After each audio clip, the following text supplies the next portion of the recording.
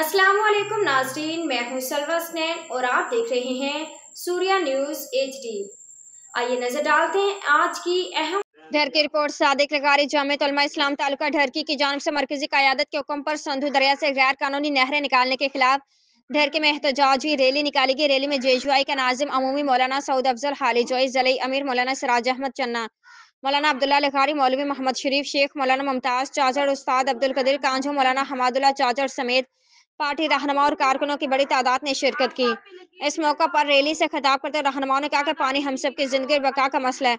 शरीयत का भी यही हुक्म है कि पानी आखिरी सिरे तक पहुंचाया जाए। वफाक की जानिब से पंजाब की जमीन को आबाद करने के लिए संधू दरिया से गैर कानूनी नहरें निकालने को शरीयत का भी यही हुक्म है कि पानी आखिरी सिरे तक पहुंचाया जाए। वफाक की जानिब से पंजाब की जमीन को आबाद करने के लिए संधू दरिया से गैर कानूनी नहरें निकालने को हम मुकम्मल तौर पर मुस्तरद करते हैं। उन्होंने कहा कि सिंध में पहले ही पानी की किल्लत है, जिसके बाद सिंध की जमीनें समंदर बुर्द हो रही हैं।